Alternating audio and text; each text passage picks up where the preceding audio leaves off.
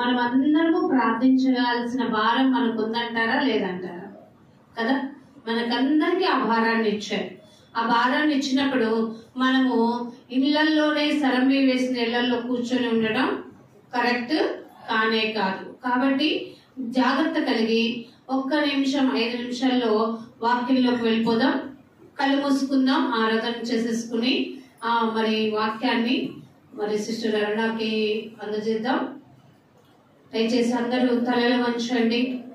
ఒక చిన్న పాట పాడుతూ ఉండగా మనం అందరము దేవుల్లో ఎదుగుతూ బలపడుతూ, రక్షణ అనే స్వాతంత్రాన్ని నాకు ఇచ్చారు ప్రభా, కాబట్టి నేనును నా ఇంటి వారును ఎన్ని శ్రమలో అయినా ఎన్ని వేదనలో అయినా మేము వదలక నిన్ను వెంబడిస్తూ నీ సాక్షుల వేళలో జీవించినట్లు మీ కృపతో మమ్మల్ని నింపండి ప్రభా అని అడుగుతూ జాగ్రత్తగా ఆరాధన చేద్దాము. అందరము బైబిల్ చేత పట్టుకొని నిలబడగలిగిన శక్తి ఉన్న వాళ్ళు నిలబడండి, లేని వాళ్ళు కూర్చొనైనా మనస్ఫూర్తిగా 1 5 నిమిషాలు మనందరము ఏకముగా కూడుకొని దేవుని సన్నిధిలో ఆరాధిస్తూ దేవునిని మహిమపరుస్తూ ఆయన యొక్క సాక్షులుగా ఇళ్ళలో చేద్దాం.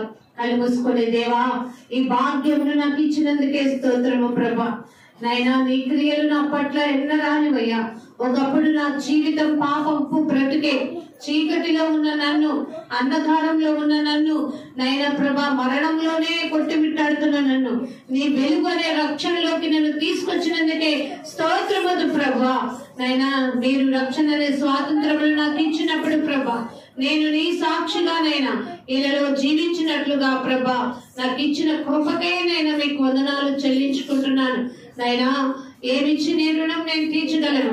గొప్ప అపాయకరమైన పరిస్థితులన్నిట్లో నుంచి కూడా నన్ను తప్పించినందుకే స్తోత్రం అని దేవుడికి చెప్తామా? మన చీకటిని వెలుగుగా చేసిన దేవుడు, మనల్ని బ్రతుకులని ఒక అర్థం అంటూ, మీ జీవితాలకంటూ ఒక అర్థం ఉందని తెలియపరిచిన దేవుని మనం వెంబడించి ఆయన సాక్షులుగా ఇళ్ళలో జీవించే వారిగా ఉంచారు దేవుడు. మన దీపాన్ని వెలిగించిన దేవునికి కృతజ్ఞతలు చెప్తాం.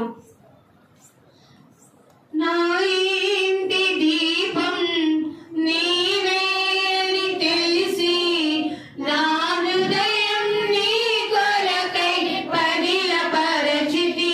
చెప్తామందరం, నా ఇంటి దీపం నీవే అని తెలిసి నా హృదయం నీ కొరకై పదిలపరచితి. ఆరిపోయినా నా వెలుగు దీపము, ఆరిపోయినా నా వెలుగు దీపము వెలిగించుము నీ ప్రేమతో ప్రభువా, వెలిగించుము నీ ప్రేమతో. ఎన్ని తలచినా ఏది అడిగినా జరిగేది నీ చిత్తమే ప్రభువా, జరిగేది నీ చిత్తమే. జాగ్రత్తగా ఆలోచిద్దాం. మనం ఎన్నో అనుకుంటాం. మనుషుడు తన స్వబుద్ధిని ఆధారము చేసుకొని తన ఇష్టానుసారంగా హృదయపూర్వకంగా ఈ లోకంలో ఉన్న సంతోషమే నిజమనుకుంటూ బ్రతికి వచ్చిన వారు. కానీ దేవుడు మన కోసం తన మాటలని, తన చెయ్యిని మన కోసం చాపి, ఇదిగో నేను మీకోసం ఏం చేస్తున్నాను గమనించండి. మీ దేశంలో సమాధానం, మీ వ్యక్తిగత జీవితంలో సమాధానం, మీ కుటుంబంలో సమాధానాన్ని తీసుకురావడానికి ఈ భూమిలో కనుక నేను దిగి వచ్చాను. ఆ వెలుగు ఈ లోకంలో అనేక మంది మధ్య ప్రచురిస్తుంది, కానీ కొంతమంది మాత్రమే దాన్ని కనుగొన్నారట. ఇంకా కనుగొనని వారు అనేక మంది ఉన్నారు. దేశమా భయపడు, భయపడక దేవుల్లో కొనసాగు. రచించిపోతున్న ఆత్మల పట్ల భారము కలిగి మనం జీవిద్దాం. ప్రభా, నేను నాకు రక్షణ అనే స్వాతంత్రం వచ్చాక ఏం చేశాను ప్రభా? కనీసం నేనన్నా నీ సాక్షిగా జీవిస్తున్నానా అనే ఆలోచనతో అడుగుదామా? క్రీస్తు సాక్షిగా నీవు ఉంటావా?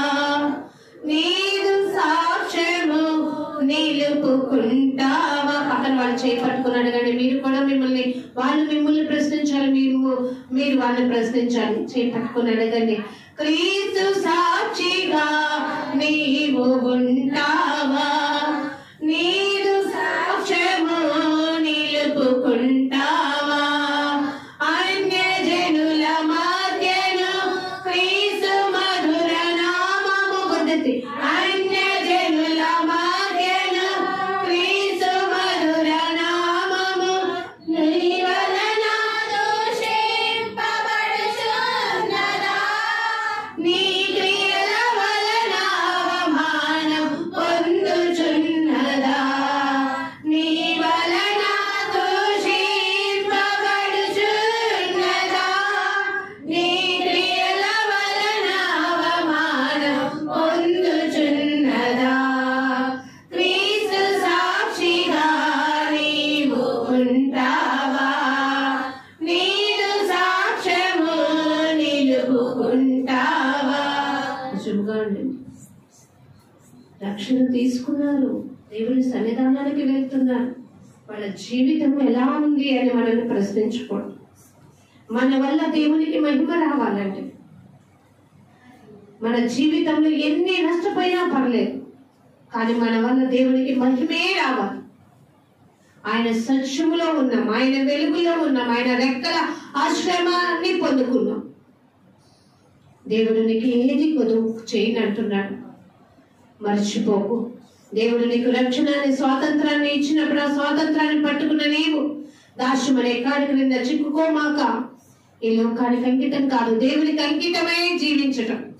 దేవా, నీ కొరకే నీ సాక్షి నేలలో నేను జీవిస్తానయ్యా అనే ఒక్క మంచి సాక్షి జీవితంతో నువ్వు నిలబడగలుగుతావా? ప్రార్థన. మహాగణుడా, మహిమోన్నతుడా, మా ప్రియుడా యేసయ్యా, మీకు వందనాలు.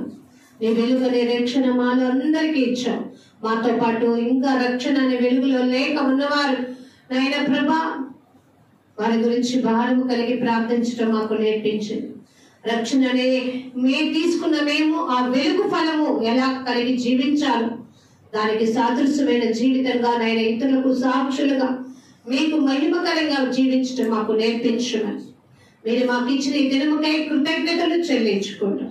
వాక్య భాగంలోకి వెళ్తుండగా చెప్తున్న నీ బిడ్డకి శక్తిని, బలమును, ధైర్యమును ఇచ్చి బలపరిచి ఆదుకోమని, సహాయములు కొనమని నాదు ఆశ్రయదుర్గమైన దేవా మిమ్మల్ని కోరుకుంటూ బ్రతిమలాడుకుంటూ ఈ సమయంలో మీకు ఇస్తూ ప్రతిమాని అడిగి వేడుకుంటున్నాం తండ్రి. ఆమేన్. దేవుడికి స్తోత్రం చెప్తామా? దయచేసి అందరూ కూర్చోండి.